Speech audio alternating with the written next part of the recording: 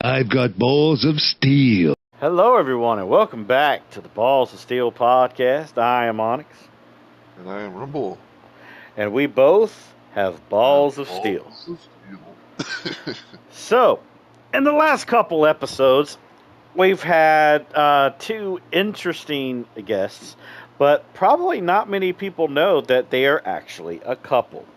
We're going to be doing another groundbreaking achievement today, where we're going to have the first couple to be in the Balls of Steel podcast.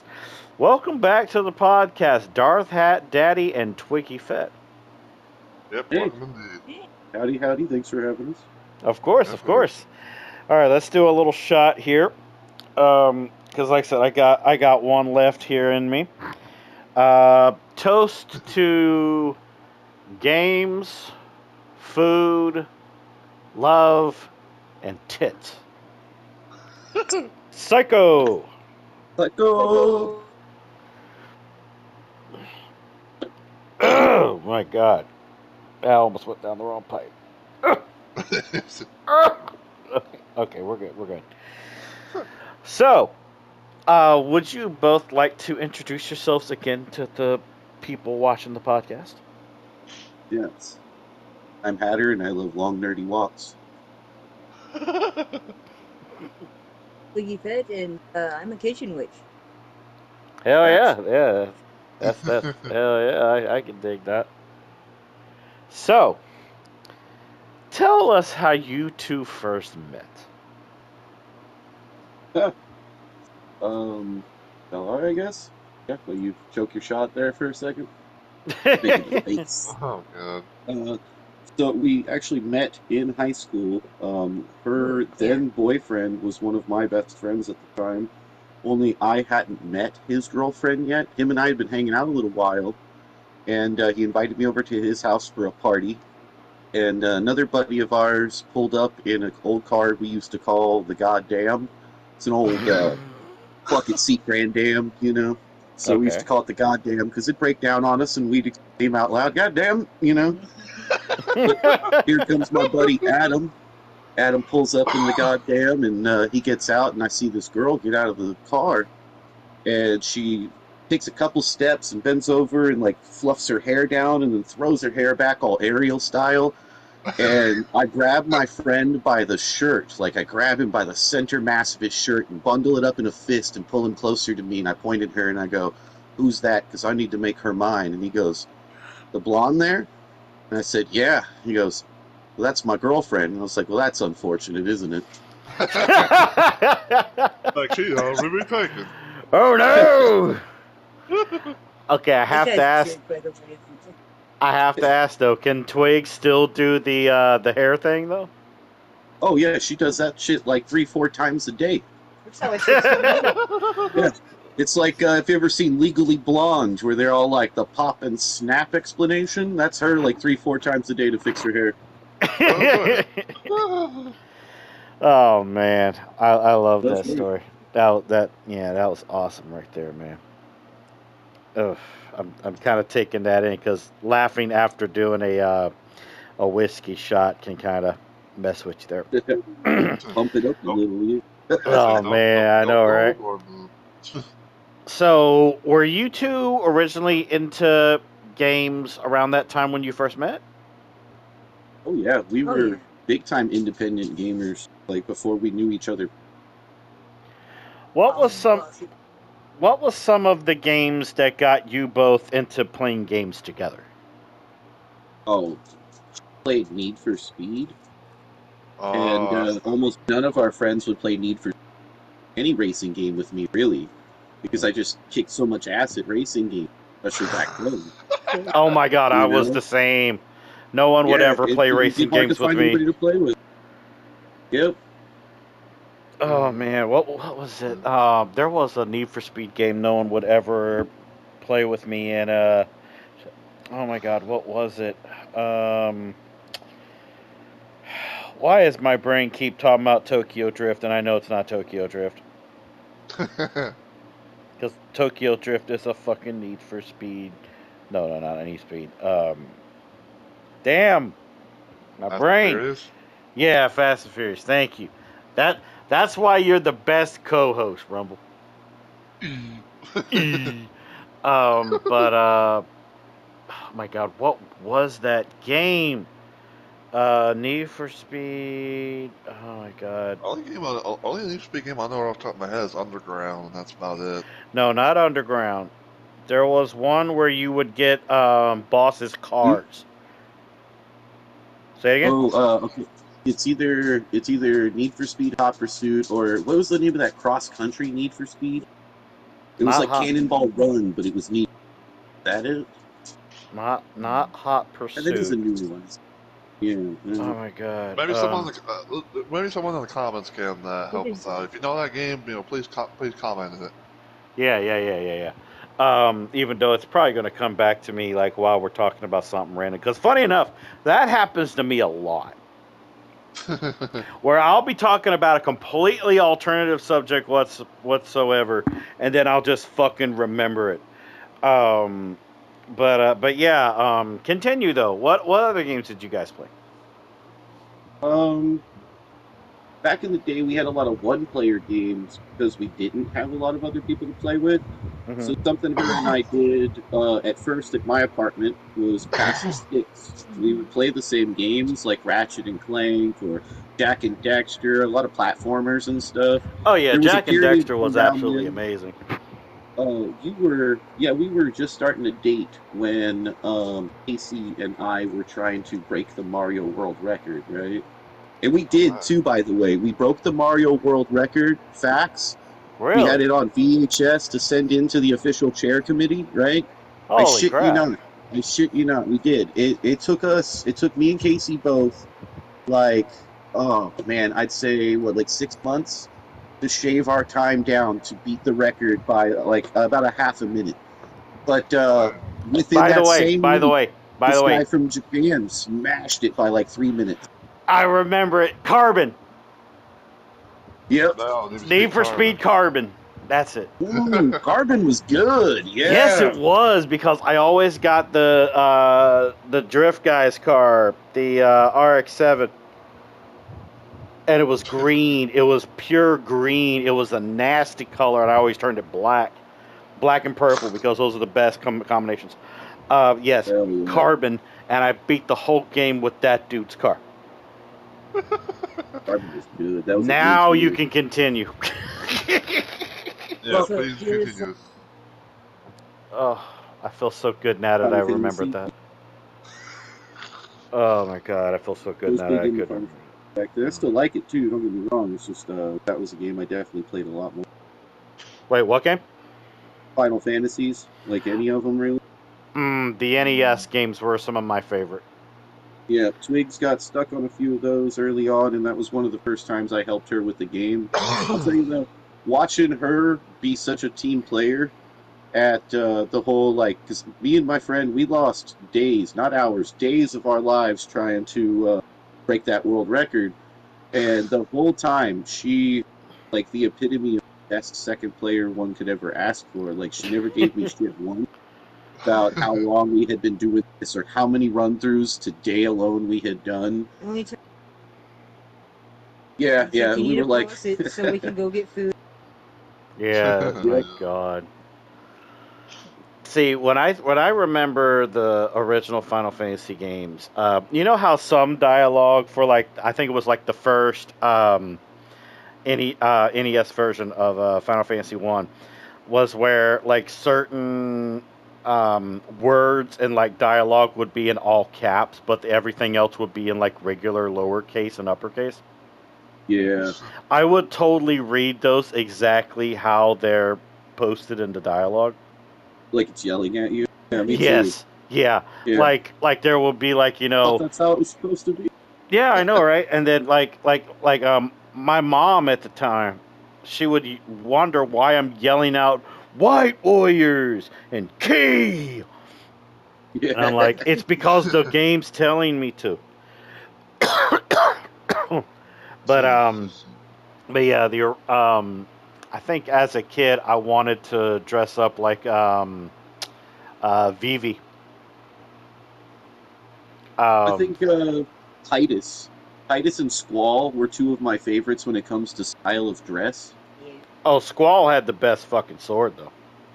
Oh yeah, Squall's sword was badass. Fucking Cypher had gun. a cool ass trench coat fight me, right? But like Fucking the rest of his gunblade, look man. was questionable. Like, That what's trench better? coat was on Like what's better than a sword with a gun attached to it? Like, come on, man. Like, Jesus three guns Christ. with three swords attached to them. I mean, yeah, or you could be like the living soap opera that was Final Fantasy VII and Sephiroth. Like, totally, that was a damn soap opera. It totally was. Yeah. Advent Children, the off that really sold it too. They knew it was like a soap opera, and they really brought it in that magazine. And plus, what else is hilarious is like the community was always split between if you were going to be Team Tifa or Team Aerith on who would be your game crush. Oh man, I chose to crush on both of them, but I always had to kill Tifa. You know why? Why? It made for a better story. It made her presence more powerful to me as a player if she was temporary. She became a martyr for the team. We can't let all of this have happened. We can't have lost Tifa for nothing. We have to keep going. Tifa had the best tits, though. Man, it's like, you know, just that outfit in general. I mean, maybe in 7 she did, but not in all of Final Fantasy. I gotta give best hits in Final Fantasy to Final Fantasy X. Lulu? Lulu? Yeah, Lulu with the with the mommy milkers, and she had she was holding that doll. Yeah, she was holding that doll way too close. Like, didn't she end up with the dude from the game team with Titus? I mean, I believe that's like 10-2 territory, and I don't really professionally acknowledge its existence. Why is that? Because, in my opinion, there was a changing of the guard at SquareSoft to Square Enix, if you will, you know? And before that, Final Fantasy had a setup where they were going 9, 10, 11, 12, and then the Rosetta that was going to explain how all of these worlds were connected and stuff. And they kind of shit-canned that, and then they brought in 10, and 10 was a solid game. There was nothing really wrong with 10. Yeah, there wasn't nothing wrong with 10. Fans complained enough that they generated 10-2 as an... And to me, that also undermined the brand. How many spin-offs did they give us that were gold, but also crap? And if we bitched about those spin-offs, they didn't give us new spin-offs. They just said, oh, well, you paid for it, whatever. And so they give us 10-2, and to me it's one of the earliest versions of a company placating in a way that impacts us as gamers today. I liked Lightning, though. Oh yeah, Lightning was badass. That whole level that you have to go through, where you have to dodge the lightning like 100 times to get the fucking weapons, oh my god. But, what about Tactics? Final Fantasy Tactics. What do you think about that? Oh, Tactics was fire. It's one of the best tactics games, I think, that's out there. Yeah, that's true. I can agree with that. It was on PSP at one point, too, but originally... it was on PSP, yeah. Yeah, the PSP. Game Boy one? No, that's the Tactics one you're thinking about for Game Boy is Hearts of Fire, I think. Yeah. You're right, yeah. Yeah. I do remember that from Game Boy, yeah. At one point, you could get Hearts of Fire, D&D Tactics, and Final Fantasy Tactics on PSP. And me and Wade had conspired to buy all three of those. And there was another Tactics game we bought on a whim. I can't remember what. Some side franchise that normally have a Tactics game. Fire Emblem. Oh, Fire Emblem. Yeah. Fire Emblem was an interesting one there. Yeah, I didn't really get too into playing them, but I liked watching people play Fire Emblem. I played the shit out of most of them, and true facts, I could not tell you shit about the story. I don't know anything about the story. But the tactics systems, like, I think I could still walk you through building a good team. Yeah. That's I like the turn by turn. In a way, I feel like tactics are cozy games for action players. Yeah, I 100% agree with that. Walk Yes. away from it. Yes. Yeah, And you find yeah, right. But yeah, what other games got you two into playing games together? Well, what's that? I wouldn't say Mm-hmm. Okay, yeah, Kingdom Hearts was one I wasn't gonna play on my own, but that was one of the first games that and I I bought showed her you for parts of the story. your Kingdom birthday. Hearts was always an interesting vibe to Yeah. me because still to this day, people call Kingdom Hearts Baby Souls. Baby Souls, it because its play style is very similar to some Dark Souls type games. I guess so. Yeah, I can kind of see that. Yeah. And honestly, the only for even that game is because Yeah, See, for I me, agree. it's always been that other Final Fantasy we don't call Final Fantasy, especially since it has always had Final Fantasy characters in it. Wait, are you talking about what's it? Lost Odyssey? No, all Kingdom Hearts All of it, games yeah. have Final Fantasy characters in them. Okay, yeah, that's true. Yeah, they kind of are unofficial Although, Final I Fantasy think the titles. weirdest appearance has to be Final Fantasy VIII's team wall in them. They appear as That like was little different. fairy sprite characters with Yeah. wings Yeah. and shit. I remember that that. was weird. Did you have a favorite Keyblade? No. Halloween. Oh, I didn't have a favorite. yeah, the Halloween one Like, was badass looking. You know what I did have a favorite of in all of them though? What's that? I would throw money at Nintendo to just give me this as a I already game. know what you're gonna say. Gummy ships. Yep. Oh, gummy ships. The gummy ships were awesome. I made him. Oh so, yeah. so funny story about that. So, I loved Kingdom Hearts. Even though there's like so many fucking games of Kingdom Hearts that you know for damn well fact I haven't played all of them. But not Final Fantasy. Damn, now you making me call it Final Fantasy. Fuck off, Hat. It is.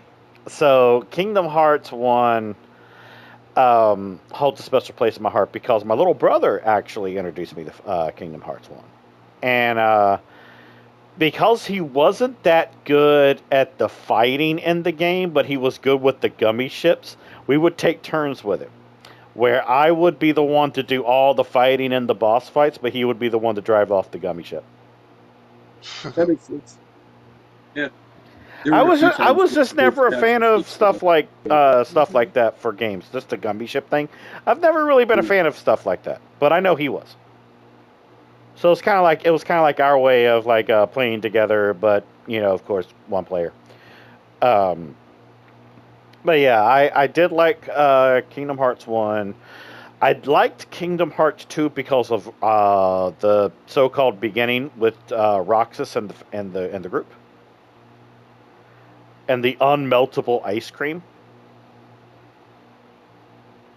You know what I'm talking Yeah. Yeah. Yeah. about? Like, I always wanted to have an ice cream that would never melt. Well, I mean, you could get yourself some astronaut ice cream. That should never melt. Yeah, but that's some dry ass shit, dude. Yeah, it is. It's like Yeah. That's insane, yeah, man. Oh my god. Like just a lot of games. Like I remember we were talking with Twigs about this, where in our last episode, where yes, please go watch that. Go watch that, everybody watching right now. Go watch that as well. Pause this video and go watch that, and then come back. We'll wait for you. No, we will not. But just pause the video and just go watch it.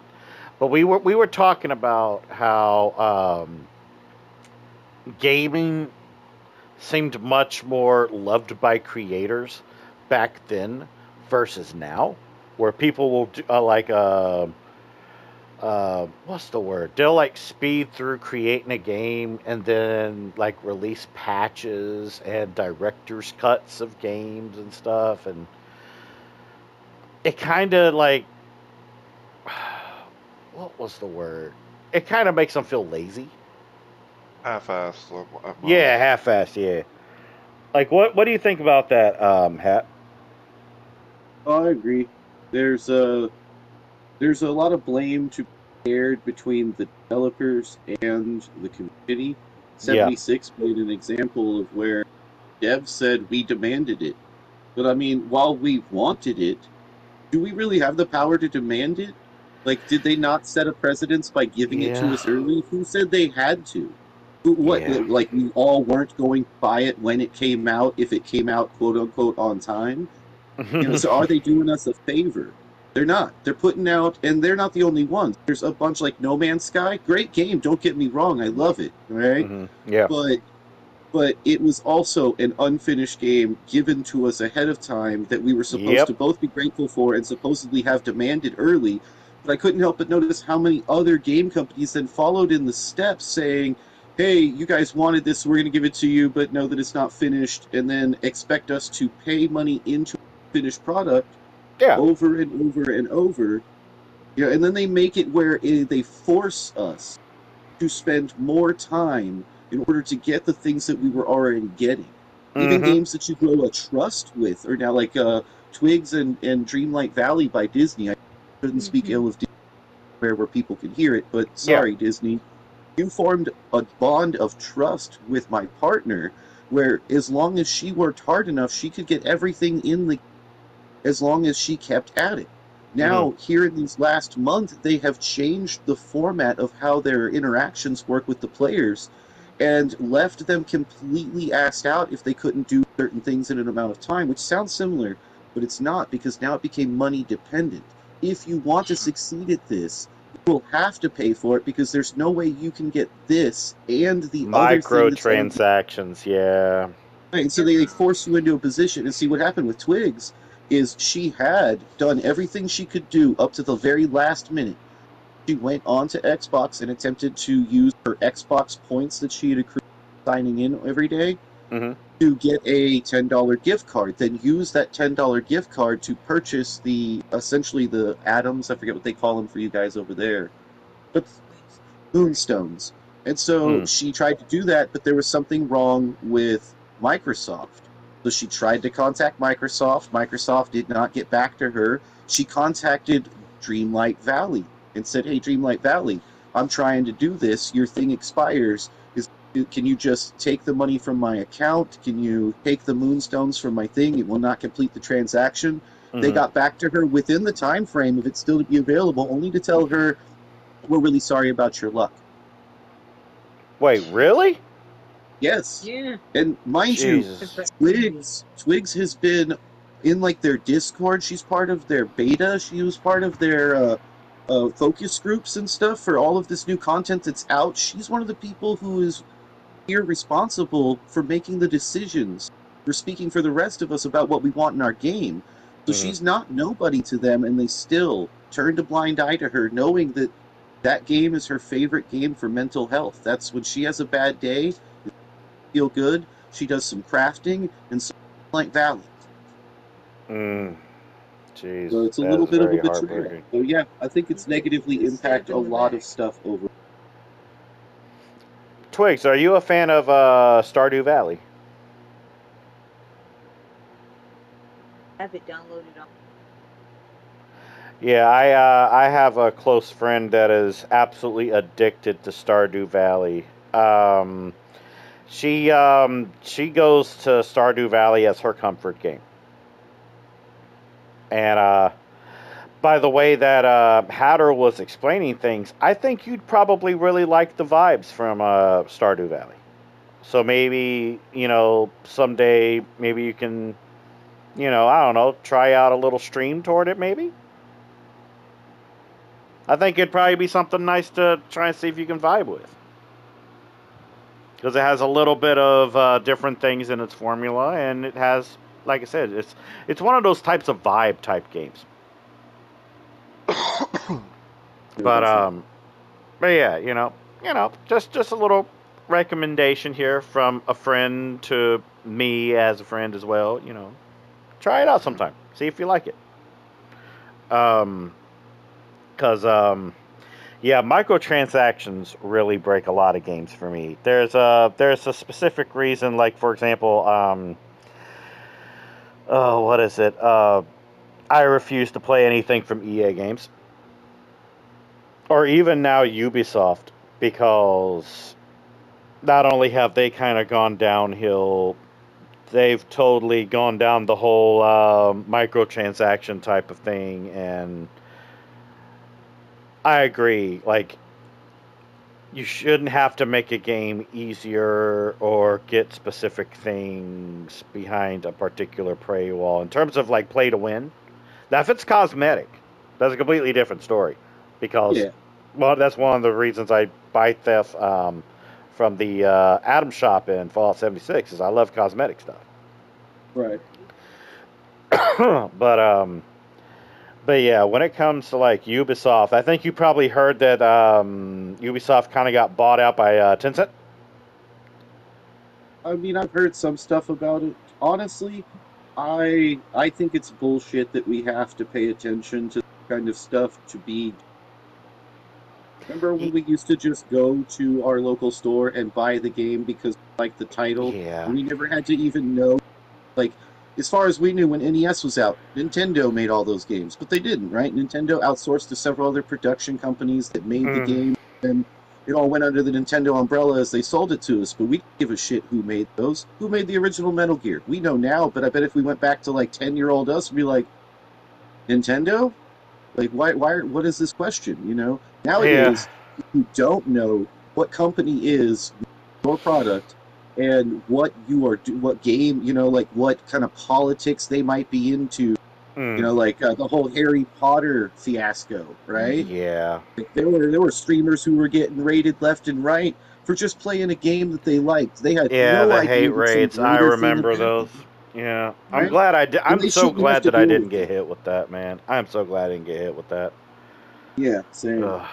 Yeah, because there was a few people that I knew personally that got hit with that. Luckily, they were able to ignore a lot of it, and they had like I think that was when Siri bot started becoming very very useful, right, Rumble? Kind Where of. they would stop with the they would like block people from doing like hate raids and stuff. It it was kind of like it was. I guess you said it's kind of like a thing with that, yeah. But you know, in some sense, yeah. Yeah, but yeah, I know what you mean when it came to Hogwarts Legacy because I enjoyed Hogwarts Legacy. Yeah. I enjoyed the hell out of that. Like, I'm gonna say this: I wish that I didn't have motion sickness because I would have totally done the little Quidditch stuff. But you know, I loved a lot of the side quests because they were very very thought out. Um, and plus, I loved a lot of. I know that when the game was going to be coming out soon on the Hogwarts Legacy Twitch channel. If you watched their Q&A stream that they were doing for a good period of time, and you had like your I think it was your Warner Brothers account linked to your Twitch, you could actually get like custom costume pieces, and you could like wear I think them. things like that are kind of neat, a little gimmicky, Yeah, but also I think it's cool that if I link certain services that I'm already using together, that I can gain benefits in other universes I play in. That's kind yeah. of neat. Yeah, it is because I know I mentioned this to Rumble a while back because he really likes Injustice.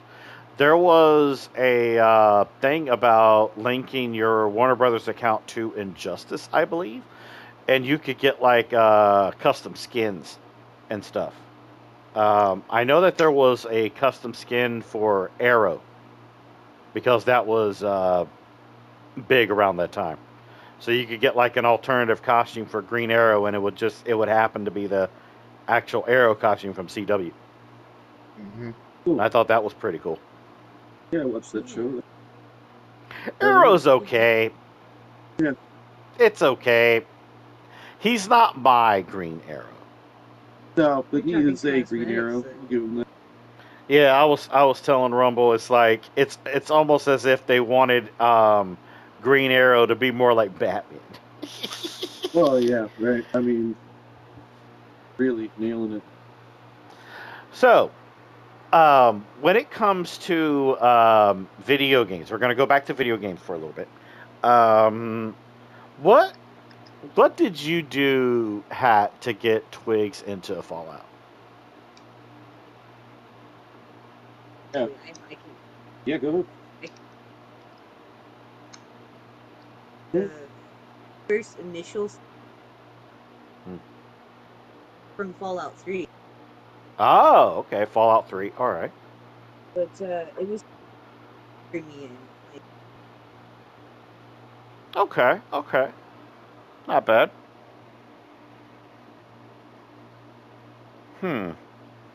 So it was Fallout 3 for you. What about what was Hat's thoughts when it came to Fallout 3 when you explained it to him? What do you mean? Hmm? What do you mean? Okay, gotcha.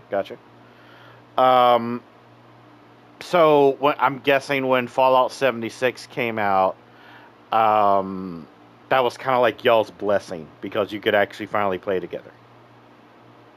Yeah, because we used to, when we had times where we had more than one console, we would play or side by side. Good. Okay.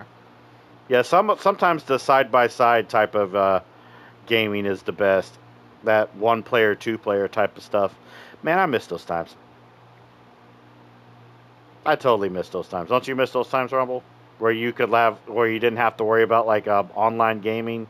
You could just have like somebody sitting beside you, and you could just play 1-player, 2-player. Well, I mean, I never really had that kind of a thing, you know, because like I never had someone to, you know, play like multiplayer stuff like locally. But you know, I can see it being a thing. Oh man, we'll have to change that one day. Yeah, apartment I was living in when Twigs started hanging out. My living room, I had like 6 TVs set up, and they ranged in size and type depending on what kind of jacks they had on them, what I could hook to them. We had multiple consoles, and so people would just come over and sit in my living room, cyber cafe, and everybody would just grab a stick, like walk in and be like, "What console's available? NES? All right, bet I'm gonna play some Super or Uni Racers." Yeah, you had the PlayStation 1. Damn, 6 TVs. You must have been rich. I'm just messing with you. No, I knew how to go junking. That and I could fix TVs back then. Vacuum tubes were nothing. Oh, the vacuum tube TVs. Yeah. I still have an old small TV in my storage. It's one of those really it's like a small TV, but more like medium size, I guess. But it had like a little handle on it. Yeah, It was like built. It was like built into the top, but the back of the TV, and you could like carry it around like that with just one hand. And it had like the built-in VCR in it and shit. And I kept that TV because when I finally got my Nintendo Famicom from Japan, you know how it takes like a special TV to get like past like channel 100 to get to it. Oh, my TV could do that, so I could play my Famicom on it. Oh heck yeah! Oh fuck yeah! I have an old box unit over here that has a panel, and you can program using long and shortwave program the 13 different channels. But I mean, like one thing I used to do back in the day, same TV, I'd plug a cable box into it without having cable service, and you could just unscramble any channel you. Oh my god. That reminds me of a story, and I'll bring that up in just a minute because that'll be a story for the podcast. But I'm gonna bring that up in a minute. But because it's on my mind, I still have my original my VHS VCR. Oh, same. We must have close to 2,000 VHS. Man, my VCR is one of the children VCRs, though. Oh, cool. So it's like it has the different colors on it and everything, of course. But it's just a VCR, but it's technically just built for kids. But it works still. Plays any type of VCR. Yeah. But Yeah, we got to get to the TV scrambling thing. So I had a TV once that could do that, and I got to bring it up, Rumble. I know you don't know what the subject is, but forgive me. Hmm. I could learn how to watch porn on it. Oh yeah. The Playboy channel was a thing, Yep. and it was one of my first Super easy way. introductions to pornography. Confessions of a Gaming Machine. Oh, but man, it was so weird. It's like it was a very old box TV. It was heavy, and it had one of those weird built-in antennae that acted like a pointer stick. Yeah, and the TV was absolute crap. Like, it was a TV that I found dumpster diving, funny enough. And you could only get like technically 3 channels. You could get Telemundo. You could get it was like a public television thing, but it was kind of like oh my god, it was kind of like a Lifetime movie channel. Yeah. It was a lot like that, but everything was in black and white. Okay. And I don't know what the fuck the channel was called, but all of the movies on it were black and white, and I fucking loved it because I love black and white movies. And then, of course, the third channel was the Playboy channel, and that only would show pornography programs after 12 midnight, because that was when the kids were usually asleep. Except for me. But man, though, even TVs, man, they've changed over the fucking centuries. Oh my god. Like, I think one of the first televisions I ever saw was one of those giant ones where part of it was made out of wood, and the TV was built into it. TV you know what I'm talking about? Those heavy ass fucking TVs? Yeah.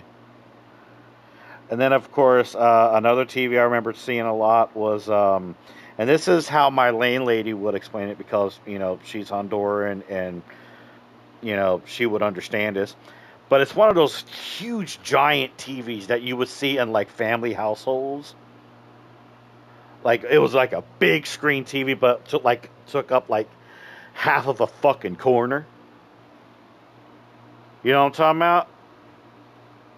It was those huge, big screen TVs. It only could get, like, local cable. Like, those things were fucking huge. And I always used to wonder how the hell they got those things in a fucking house.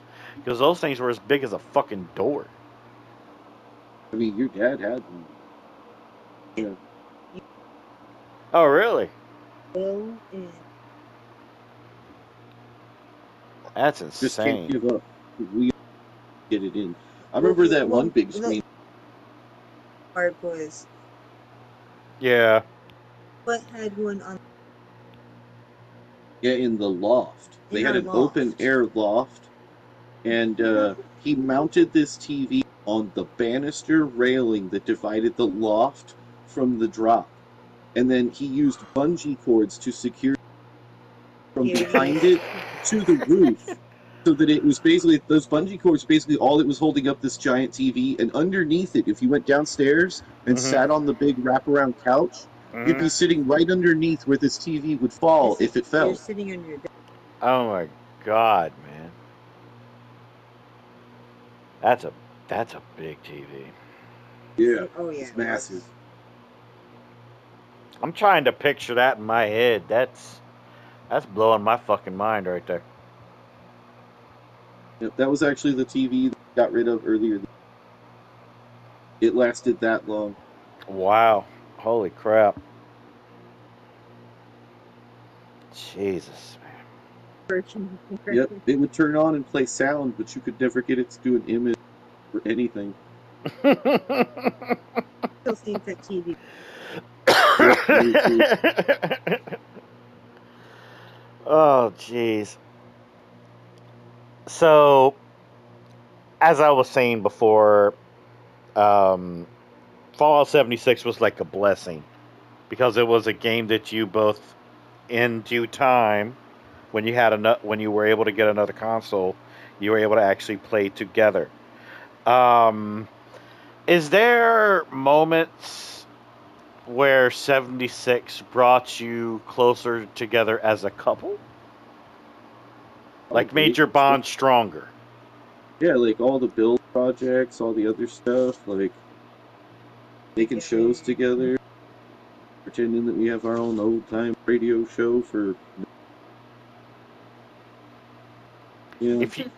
If you could choose out of all the builds you've done of building, 5 that were your absolute favorite and most iconic, what would they be? Well, for me, it has to be Viv and Mothra or Onyx. A bunch of the airships, I mean, I went 30 or 50 models of airship. Wow. And I think maybe the heart-shaped locket one was one of my best ones.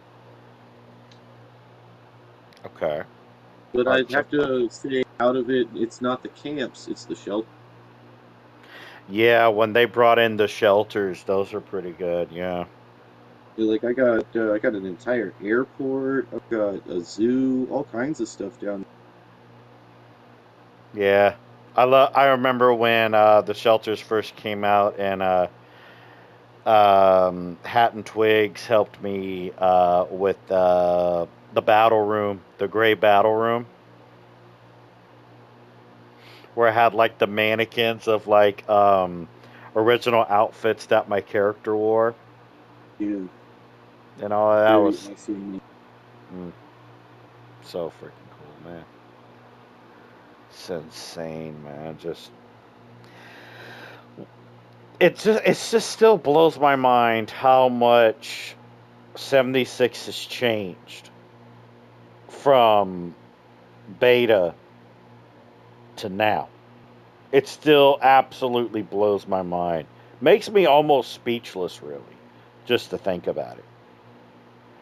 Because I'll be returning to it soon. Because my PS5 could only hold so many updates until it was like, oh, you're running out of room. Yeah, I know. Plenty to catch up on, that's for sure. Oh yeah, and I can't wait. I'm excited to come back because I'm probably I'll slowly probably be working with my melee character named Slobberknocker. Yes, Rumble, his name is Slobberknocker, and he punches things to death. Yeah, I'll be working slowly with him because I heard that you can now turn your character into a ghoul, and I want that. Then sooner or later I'll be able to get into the Grey Ghost, which is my main character. I love that character. Now, I was telling Twigs in the last podcast episode, which, by the way, go watch and go follow Twigs on Twitch. We'll wait. Actually, no, we'll just pause the video. We don't have time to wait. But the inspiration to the Grey Ghost, where it's literally my favorite Batman episode. Right. Where, well, it's not just my favorite Batman episode. It's my favorite episode of any cartoon I've ever seen in my life. Because it has Kevin Conroy as Batman in the animated episode. And the Grey Ghost is voiced by Adam West, which is the original Batman from 1966. Which I absolutely, still to this day, love 1966 Batman.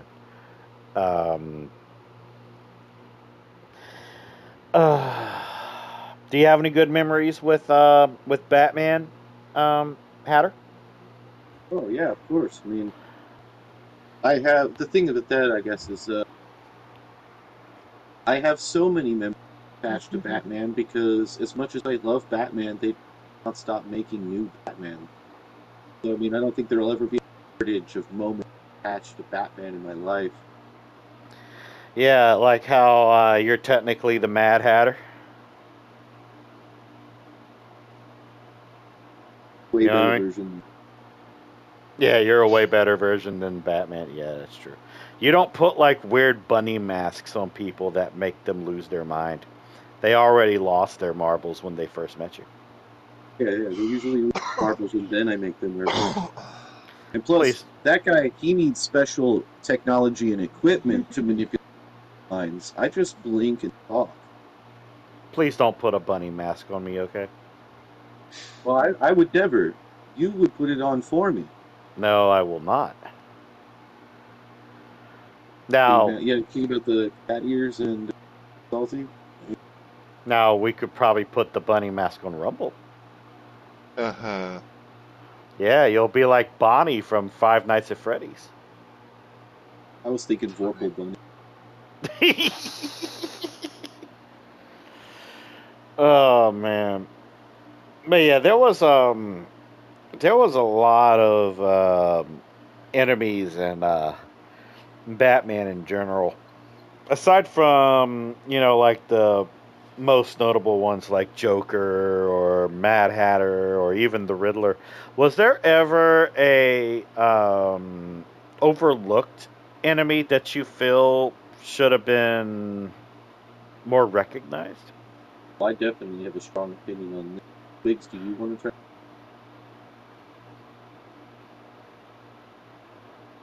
Yeah, like enemies, yeah. Yeah.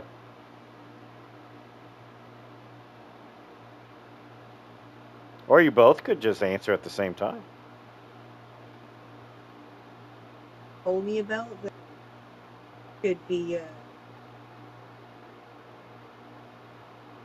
Mm-hmm. Yes, that's the one. Tin That's my Eyes. strong opinion. All right, so Tin Eyes. Yeah, go this guy explain is Tin not by any Eyes. measure a great hero, or I mean a great villain. He a bit of a muscle mimic. So once you show him how to do combat stuff, he's good at picking up the combat really fast, right? The tricky. Yeah, he was a mercenary. After military, he became a mercenary, and in an accident, there was an explosion that rendered him blind. And somehow, while being blind, it damaged his eyes, but not his ocular nerves. And he met up with might be able to help me out. There's a mad scientist that's famous in DC, messes with red energy. Oh my god. He met with that guy. That guy ends up in Teen Titans and stuff later too. He met up with that guy, and that guy surgically removed his ocular nerves from his head and ran them through his nervous system and his wrists to the tip of his fingers, and then somehow acquired 10 new eyeballs and mounted them at the end of his fingers. And That's this crazy. then gave the guy the ability to be bullseye. Like, he can throw anything accurately and catch anything that's thrown at him, right? And so Batman fights this guy in, honest to God, in a Sears department store. This is from a comic book first, okay? Okay. And in the Sears, he fights him in Sears, and he throws a series of items at him from shelves. He just starts bombarding him with stuff, and he keeps catching things, throwing them off to the side, throwing some of them back. And then for some reason, he uses both hands when Batman throws him a barrel cactus. And he catches it, poking out all 10 eyes, rendering himself apparently unable to fight Batman now. Useless. Absolutely useless. Oh my god, that's so weird. And it's got to be one of the biggest dick moves Batman has ever done, too. If you think about it, like that was savage, Batman. That was fucked up. That was cutthroat. You knew exactly what you were doing when you did that. And then what made it better for me is I had seen this comic growing up, but Batman the Brave and the Bold animated out several years ago now. And they would play little mini episodes at the beginning of the episode that had nothing to do with the episode of him fighting random people. And one of the episodes was him fighting 10 Eyes in the Sears department store, and he throws the barrel cactus at him, and I could not have been happier.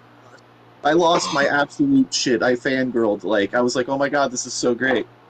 So it's not that he's not appreciated, it's that whole thing is so messed up and so funny and so great. I think more DC fans should know about it. Funny little sign. It's even in the DC Marvel or the DC and Marvel dual encyclopedias, the Red Book and Blue Book. Mhm. It's in the Blue Book. Rumble, what about you? Is there a Batman villain that you feel was underappreciated, or should have been more of an important villain?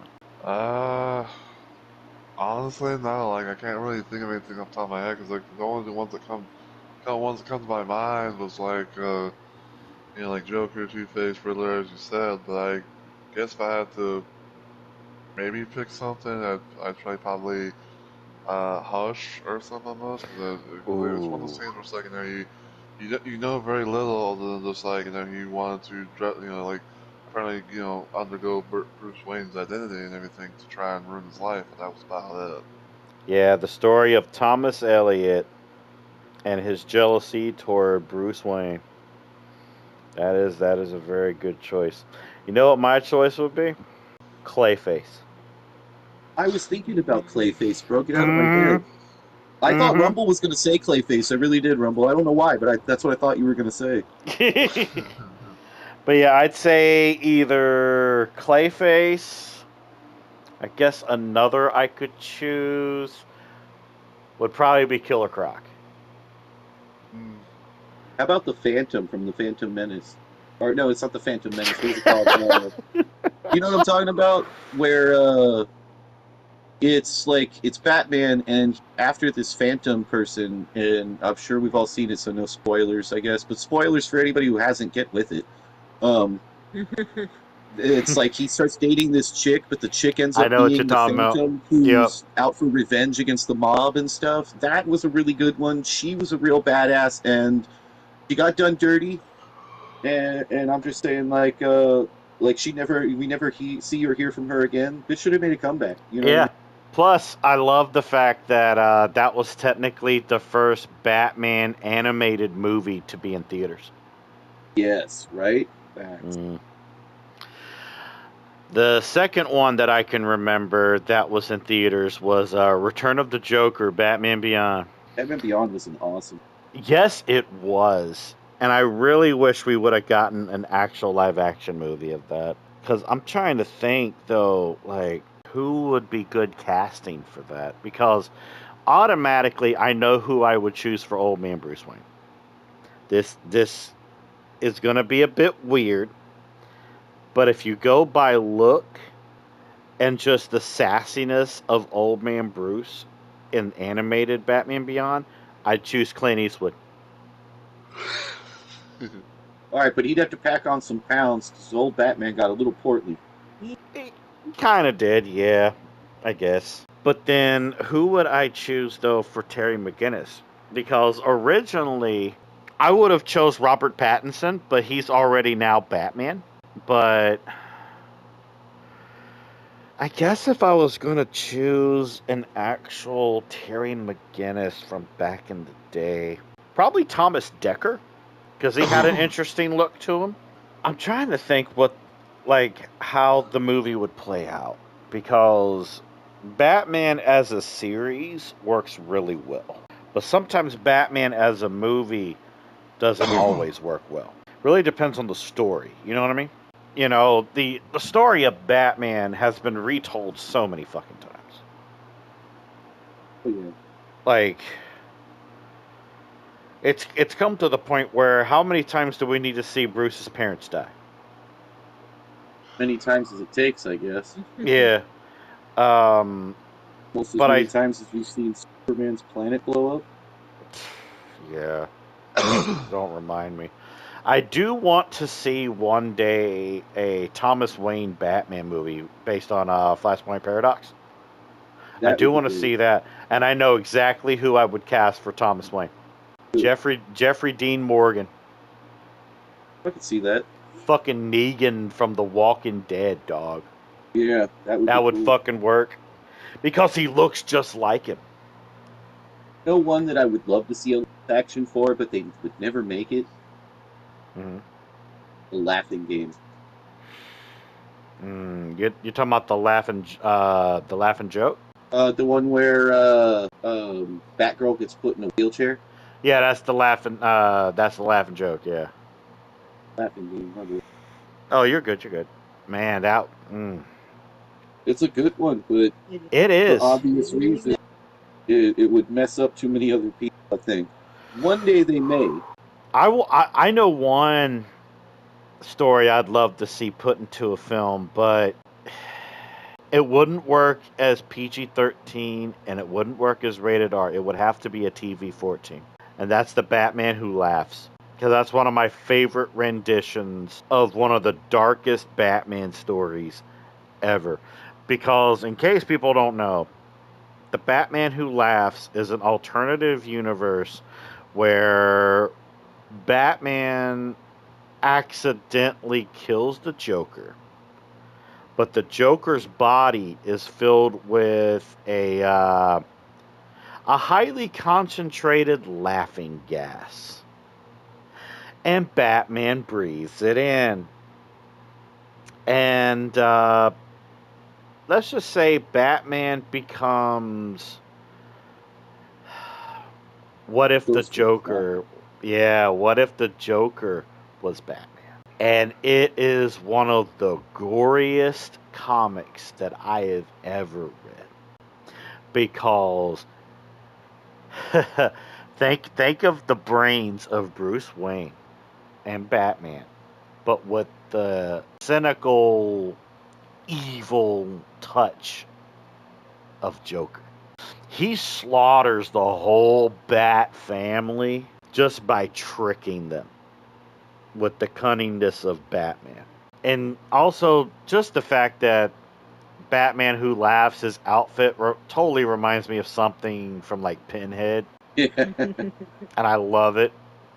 I love that so much. Because but that's a movie that's never going to get made. There would be no way for that movie to ever have anything even under R. They could probably get away with it being rated R, but it would have to be TV-14. It would have to be one of the goriest fucking things ever, because that's how gory the comic is. Oh yeah, I know another really controversial Batman comic that would make for a really great movie, but I feel like the industries have power over making would be too scared to do it. What's that? Change things about his fundamental image. Have you ever heard of the Venom series? I have. Yeah, I own all 5 parts of that. Real paperback. Like, I found it at a half-price bookstore, all 5 of them. Holy crap, man. Yep. That as a kid changed my view on what it could mean for worlds, the heroes and things. That I think that they should do it because they're always striving for ways to make him super, but remind us that he's human. They're always really striving for ways to humanize him versus a lot of the others. You know what would really humanize is that. Like in the Venom series, controversially, he becomes addicted to drugs. Yep. And Venom in particular, and then he uses actual opiates to try to overcome his addiction to Venom and becomes addicted to opiates. Yeah, that's It becomes true. a whole vicious cycle spread over 5 comic book issues, and they are really good. Good art, really good story development. You really feel like after reading that, you're closer to your hero than you were before. Exactly. It's like how I would love to see Marvel do a Superior Spider-Man series, but I don't think they'd be able to pull it off. Because in case people don't know, Superior Spider-Man is where Doc Ock is on his deathbed. And he finds a way to switch consciousness with Peter Parker. So old man Doc Ock becomes young Peter Parker as Spider-Man, and the original consciousness of Peter Parker dies. But there's still figments of Peter Parker still in the original brain of Peter Parker. So in a way, Doc Ock kind of fuses with Peter Parker, which I always thought was interesting. So yeah, do you think that would have been able to pull off as a good series, though, Hat? I think so. Depending on who was in charge of running this, definitely. Yeah, because it does take a tiny bit of a dark turn because, it's the switching of consciousness between a dying Dr. Octopus and a young Peter Parker in college. Because, I mean, we definitely know that the Batman Who Laughs isn't ever going to be a freaking series. Mm-hmm. Or even a movie in general. That would have to be something... I'm trying to think. Yeah, that wouldn't even ever be able to be made. That's freaking gory as fuck. But Well, yeah, go I think ahead. if the right people got permission to make it, that it could be done. Like there are some newer, like what about that Ninja Batman one that came out just a few weeks ago? That one has some nice, but it's tasteful blood, but it's still very, kung fu slashes and blood splatters on things. Yeah, I guess. Yeah, I guess To that's the a good gateway point. to the beginning, accepting that more violent end. And I mean, people do like the violence. If they put out something gritty, we're gonna want to see it. Oh, yeah, indeed, yeah. It's kind of like how going to DC here again, there is an animated version of Superman Red Sun, but I like the comic book of Superman Red Sun more. Which, in case people don't know, Superman Red Sun is an alternative universe where Kal-El, instead of landing in Smallville, he lands in Soviet Russia and is basically taken in by the Russians, and he becomes their communist weapon. And I like the comic book version more, but I like the pacing of the animated movie more. Which, it's its own little thing. I also like, oh my god, what is it? There's also a lot of Superman type of comics that I wish were turned into movies. Not as a series, but more into movies. Because, like, for example, there's one of my favorite what if stories of what if instead of Kal-El landing in Smallville, he lands in Gotham City. And Kal-El becomes Bruce Wayne. And when Bruce Wayne's parents die in Crime Alley, his rage makes him have heat ray eyes, and he accidentally kills the killer that killed his parents. Like that right there. Like imagine that as a movie, Rumble. I just wouldn't like I don't like the fact though in the comic book where Lex Luthor is the Joker. Like fuck that. No, that's kind of stupid. Yeah, that's real stupid. I'm trying to think. There's also what is it? Superman? No, Justice League, Monsters and Gods. That's another favorite animated movie of mine, where Zod corrupts Kal-El's pod to where instead of the DNA of Kal-El being his mother and Jor-El, it's his mother and Zod, and that totally changes a lot of stuff because yeah, and basically this this version of Superman is a little more like a mutt in terms of dog, in a way. If that makes any kind of sense. Like, he's not an actual dog, but he's more like he just seems like more corrupted, more dirty-minded, I guess. It's hard for me to really put into words. Plus, there's a lot of, like, differences as well. Like, for example, Batman is not Bruce Wayne. Batman in this is the guy that becomes Man-Bat. Yeah. That's a guy who doesn't get it. Yeah, that was a really good enemy too, man. But in this one, he succeeds in the bonding of bat blood combined with human DNA. I remember the comic book cover where it is Man-Bat, but used with Batman's suit. You know what I mean? First time I saw that. I remember that. Yeah. First convention gone to. I I remember saw that. That was kick-ass. I remember that. I like that. I like that a lot. I'm trying to think though, because there's a lot of like what if stories I really liked. There's one comic that I still own. It's what if Thor became a Herald of Galactus. Oh, nice.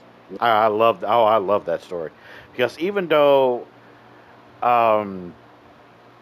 his power as a herald is stronger than Thor's original power, it's limited because of the fact that he's basically a slave to Galactus. Right. But he feeds Galactus planets that have no life whatsoever, so he can postpone the consumption of Valhalla. Thanks. Yeah, I love that. And then of course there's Amalgam. Amalgam's one of my other favorites comic book eras per se, where basically DC and Marvel kind of shook hands in a way and made a combination of stories where one character from Marvel and one character from DC would be kind of fused together to make their own story.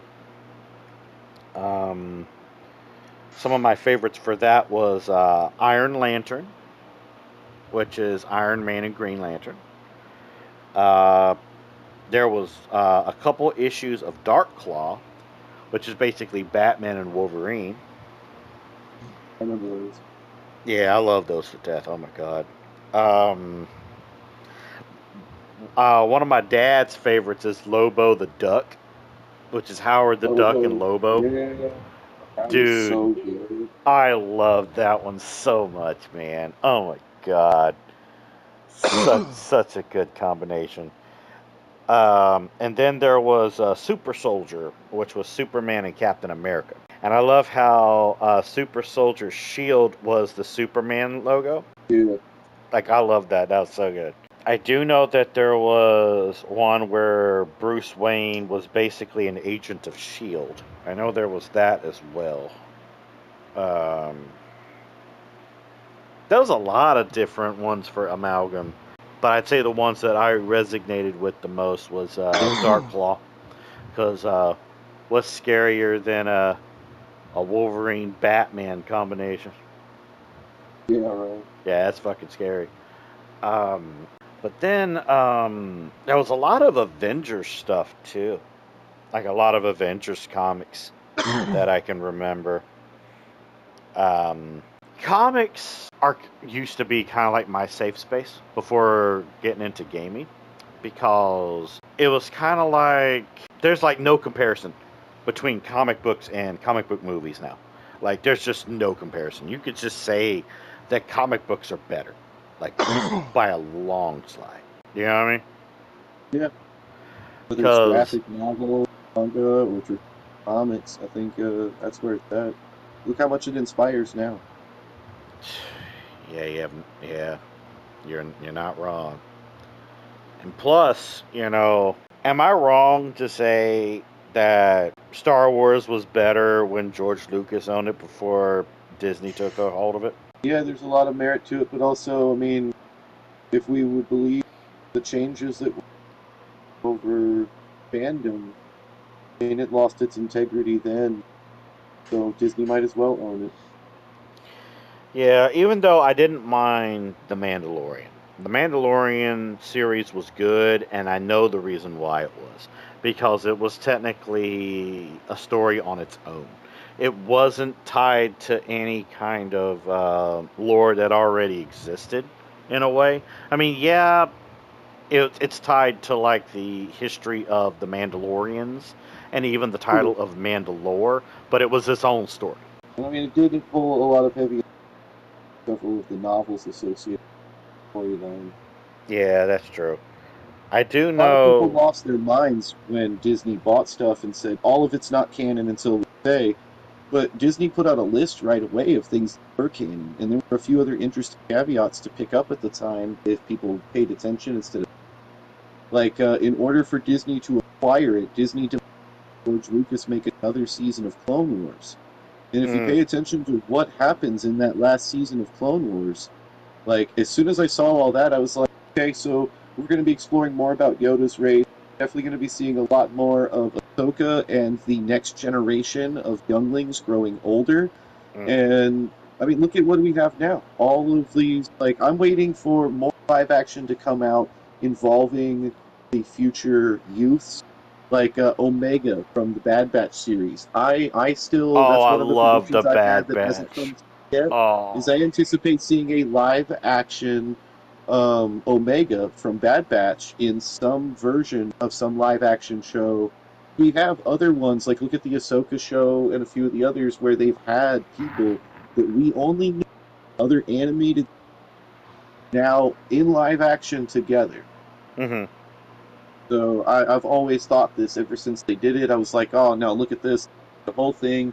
One of my big predictions too for the future. Maybe this is just me being a fan and knowing too much about stuff. Yeah. But I feel like they really, by bringing in the Furies and stuff in the Clone Wars series that last season, they opened up the entire universe to eventually explore the Elders of the Force. There's a father, a daughter, and a son that are very little known about, but you can find YouTube videos out there on this subject too. I don't have anybody plug, but if you're interested, go do research.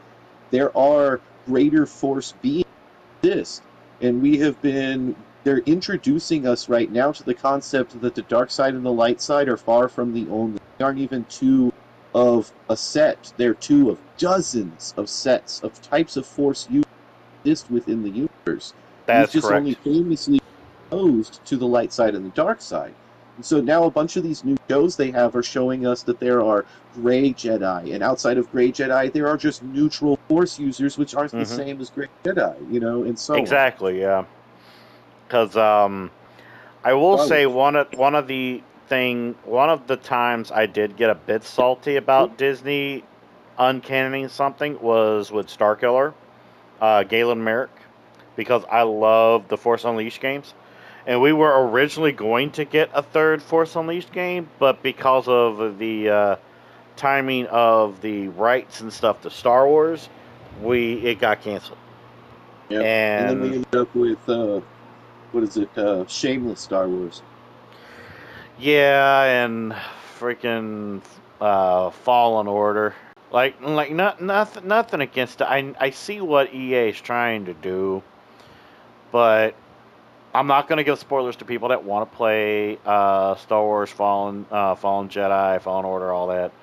It's just, when I was playing it, it made me want to play The Force Unleashed. And Rumble was there when this was going on. I glitched the final boss, and I couldn't beat the game. And still to this day, I've been salty about that. I feel you.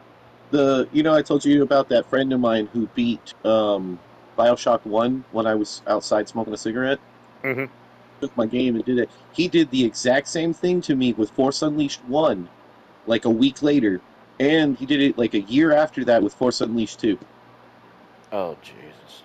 I'm so sorry to hear that. Waited until I got to the boss and walked away and then for me. Jesus. That was one of my favorite, pre-orders things that I got from Star Wars Force Unleashed 2. Because I know I was talking about this, I think it was with Twigs. I think it was. Where I was talking about the Force Unleashed 1. With Force Unleashed 2, I was able to pre-order the game, and I got the special Maul Killer skin and the silver lightsabers. I love it. One day, though, I might replay them again.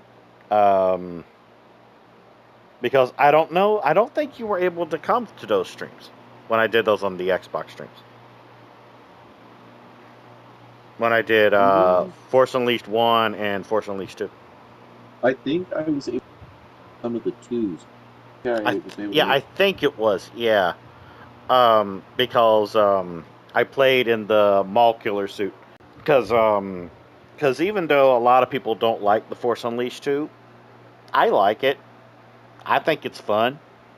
I do agree that it's a little short, but I think it's fun. I think it's amazing. Plus, I love the Force Unleashed 1 because of the DLCs.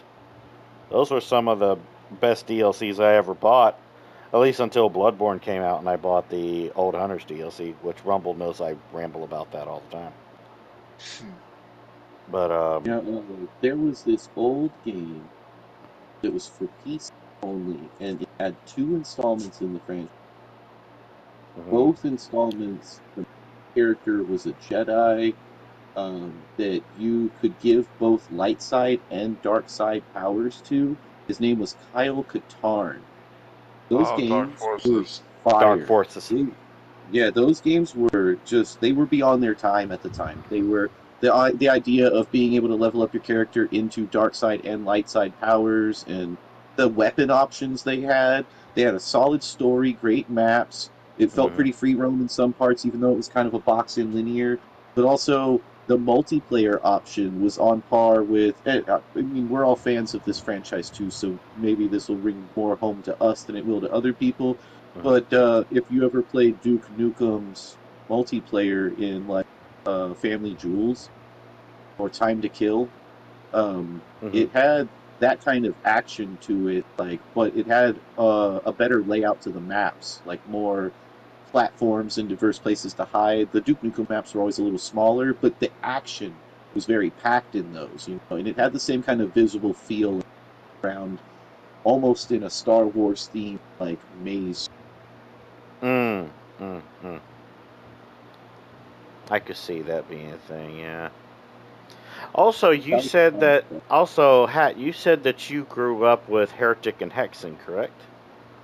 Oh yeah, Heretic. I got a hold of a demo disc of Heretic, and then I ended up getting Heretic later, and then I got Hexen like a little while after that. Didn't know that there was a Hexen 2 yet. Didn't know that Hexen and Heretic were related.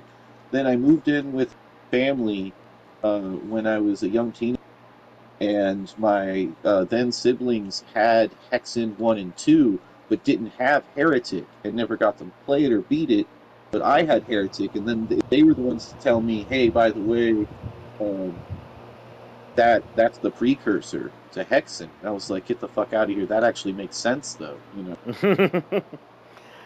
Because, Rumble recently had played Heretic and Hexen as well, aside from you. Rumble, was there things about Heretic and Hexen that frustrated you? Well, I'd say with Hexen was like it was a thing where it's like I had no idea where to go because like you have to have to do like some backtracking here and there and figuring out what switch does this or that or whatever and stuff like that. And it was like the one thing that never really it was one game out of the 2 that I never got to finish because I used to play it on my Twitch and everything, but I was playing it modded where I had a character from completely different games to having like the regular Hexen classes and stuff like that. As far as Heretic goes, I don't know. I don't think there's really anything I had that got like me too annoyed about it. And, that was just like, oh, I have to, maybe take on like certain bosses here and there. But yeah. What about you, Hat? Was there anything about Heretic and Hexen that frustrated you, like when you were a kid versus now? No, I enjoyed that of it thoroughly. I blew through it fast. I liked the replay of it. It was one of the first games. I want to say it's in. Kind of started modding several games all around the same time. So that was one of them. Like Sims Neighborhood. I modded the shit out of that. And So it was definitely part of my early modding foundation. And I think the only disappointing thing I had about it was replaying it now. I just beat it so fast that I surprised myself. I was like, man, I really thought this was going to take a few more hours to beat, but here I am halfway through my designated time, and I've already beat it. So I played through it all the way, crushed it, and then I messed around and did some dailies, and then I decided to clear Hexen for a little while for fun, even though that wasn't really part of the show that night. I was like, well, I'm not going to get it and not play it at all, but since I didn't put it on the docket to smash in a single go, I was like, fuck it, we're just going to play until I get tired, and I'm going to have some fun with this and have a little nostalgic game moment. I mean, I definitely got that. I was a little sad that Hexen 2 isn't PlayStation, though. Yeah, that is pretty sad. I hope that they end up porting it sooner or later. That'd be pretty cool. Dude. I did like that it came like Doom did. I did like that it came modded. Or came with all those mod options on it. That was something that I really liked. During the pandemic, they put all the Doom games on sale at one point where they were all on sale individually. But if you bought all of them at the same time, you basically spent like $25 to buy everything except the newest title. And then when I opened it, all of those mods, I remember being involved in mod communities for Doom in the early internet days. Doom mods, and that shit was warfare. It was a war down there. Sometimes the developers would come out of nowhere, find us, sue entire sections of people, claim product. And now you can just find those things. Like, if you actually, Rumble, you know, right? You've seen a bunch of those mod things, and I'm sure you're familiar with a lot of that history. There are some of those things. Like, how did Bethesda even get the rights after the shit that some people went through for a couple of those? How did they even get the rights to re-put it up themselves after that? I don't know, but I'm glad they did, because that was always one of my favorite parts of Doom. I love Doom, but the mods made it just so awesome. Was there any Doom WADs / mods that tickled your fancy when you were younger? I'd say there's a weird one. You know the original, like a 2D side scroller where you fought robots, not pigs and stuff? I think there was a mod for that that somebody had created where it reskinned the Duke Nukem game to be like Doom stuff. And then they had reskinned the base Doom using like 2D modeling. So like when a guy ran at you, instead of a monster running at you in the world, a 2D object would just basically grow larger in your direction. Oh my god! Shoot it, you'd start taking damage. It was like very bad, but like they made it bad on purpose to be funny, and it worked for me. It tickled me. What about you, Rumble? Was there any Doom WADs or mods that, you know, kind of tickled your fancy a little bit? Honestly, like, there were so many things I couldn't really name off the top of my head, but like, the one thing that kind of came to my mind was when people were trying to make mods based off of other games, but like made it into the Doom engine and stuff like that. For example, like a game called Blood, for example. I love Blood. Oh my god. Yeah, there was like some moments where people would like try and recreate Blood levels and gameplay and stuff like that in Doom, and then of course there was another thing too where I started playing this. I started revisiting this recently. It's a mod called Doom 64 for Doom 2, where it pretty much asked the question of like, what if id Software had made Doom 64 on their old Intake engine and stuff like that, compared to what Midway did and released it only for N64. I have to ask though, have you heard of Blood? Yes. No, that's what I was just saying. Like, as soon as you mentioned it, I was like, dude, I haven't thought about the game in years. And tell me why you bringing up Blood for some reason made me think of The Mist and the Isles. Like, why those games? I don't know. Those are old school games too, but like, I guess maybe because I played some of them around there, so there's like a nostalgic glitch to the brain. I always loved the movie references in Blood. There was so many really good ones. From I know that there's one that has to do with Psycho, where there's this I can barely remember the level, but there was a mansion, and in one of the windows you can see like a little silhouette of somebody looking at you, and that's supposed to be from Psycho. There's also the level that's based around The Shining, where you can find Jack Torrance's frozen body in the maze. That's classic right there. Oh, I love that one. Yeah. I also love the secret room that has Duke Nukem's dead body on a chain. Yeah. Oh my God. Yeah. And when you interact with it, you have Caleb saying, "Ooh, shake it, baby." Like, this. Oh my God, man. I love Blood so freaking much. And plus, technically, the first level of Blood is based around Phantasm. That was good stuff right there, too. And also, if you look at, I think, correct me if I'm wrong, Rumble, there's a section inside that same level where it has Freddy Krueger's shirt. There is an Easter egg to Freddy. It's like it has like the fedora and the sweater. But I can't remember what level it was. Yeah. And I'd say though, out of all the weapons that you could get in that game, I have to give it to the flare gun, because lighting those fuckers on fire and hearing them scream was so satisfying. There was also the pitchfork too, because you start off with the pitchfork. Just stabbing somebody with a pitchfork was pretty satisfying too. Gotta love it, right?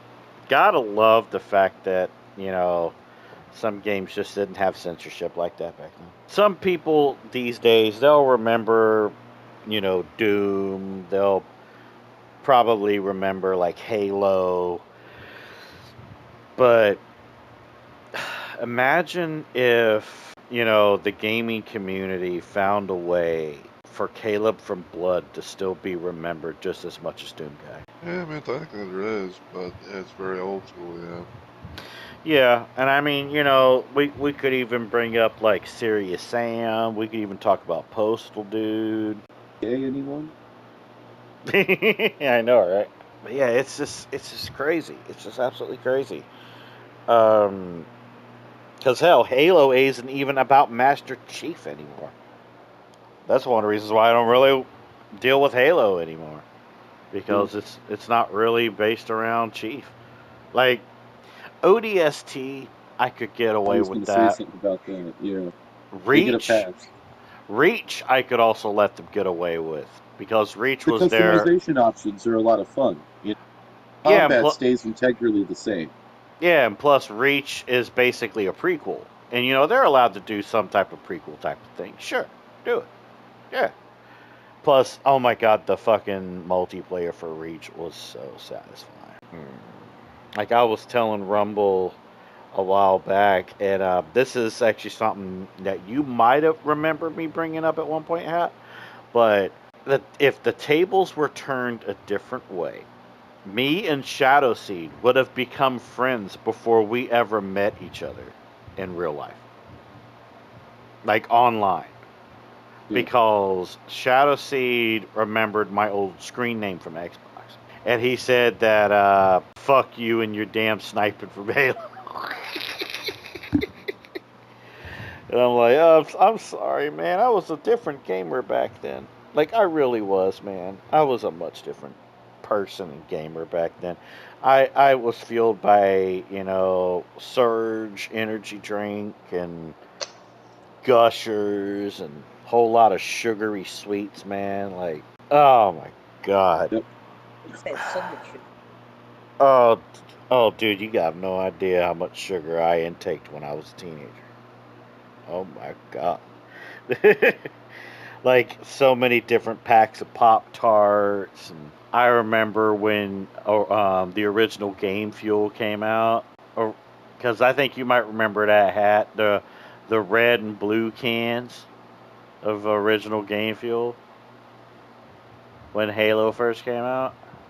Yeah, it was basically mellow yellow. In a way, yeah. The good stuff. Before they took it off the show. I still think to this day that red Game Fuel and blue Game Fuel were the prototype flavors for Mountain Dew Voltage and Mountain Dew Code Red. I agree. Even though they taste a little bit different, I still think they were fun. Oh yeah. Oh my god, man. Sometimes I miss old school gaming, but I know old school gaming probably doesn't miss me.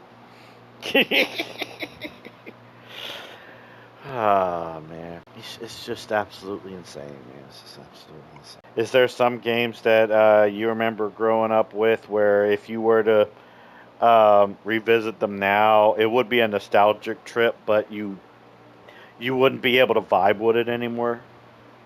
Oh, I can think of a game off the top of my head from NES I couldn't vibe with then. Still can't vibe with now. But one day I will go back and I will beat that game. I can actually think of two games. One is there was a fucking Star Trek game for NES that still to this day will keep me awake at night sometimes. Is it the original series one? It's the next generation one where have like Spock is in your landing party and stuff. It's how to describe it. Like you start off crashed on a planet, have to get dilithium crystals, trying to make it back to Federation space, but once you get off of this one planet, have to go on to another planet almost right away to again get dilithium crystals. Half the game is you getting freaking dilithium crystals. Now, they have really cool mechanics. Like one of the cool mechanics they had is okay, you could put together a team, away team, right? And you could choose to take security staff, the doctor, Spock, different people, Scotty from engineering.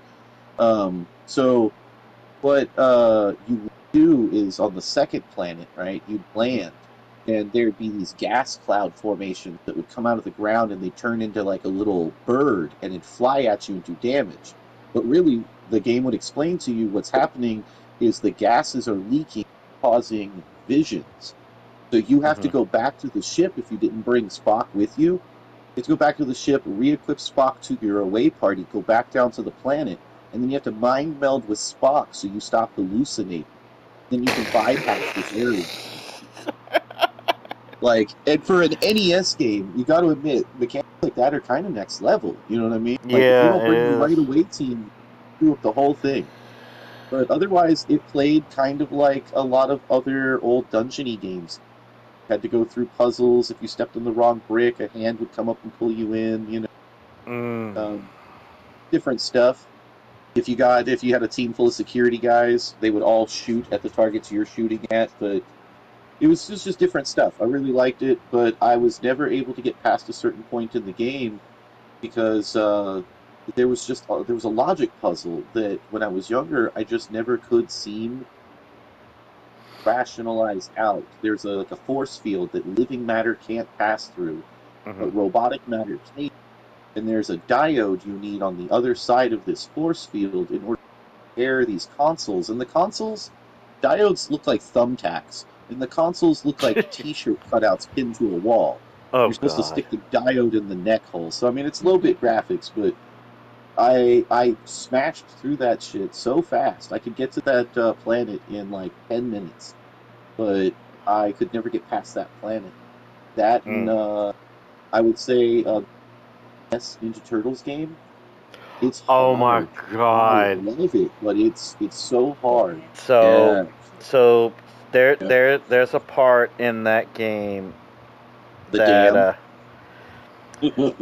yeah, but let me get to it. So Shadow will never forgive me for a clip that I sent him once of me doing this. I was able to get through the electrical seaweed without taking damage. Nice. And Shadow said, "I fucking hate you." Yeah. And I'm like, "Hey, man, I was concentrating, dude. That was a personal achievement of mine, you know. But yeah, the dam, yeah. Um, I did love when they brought in the turtle, the turtle mobile, the Yes. turtle van, and if you lost any characters in the other couple acts, you could get them back, but they would be like kidnapped, and you'd have to go through like a certain stage to get them back. Because there was Yeah. that, and then of course getting to the Technodrome in the last level was a bit of an ass too, because you had to be careful not to be seen by spotlights. You ever play And Legacy? Oh, sorry, I didn't cut you off. My bad. oh no, you're good. What's up? You ever play Legacy of the Wizard on NES? Yes, I have. That game. Oh, Mm-hmm. I you could feel you. lose days of your lives to that game. I feel you. I totally feel you. There's also some games that originally were like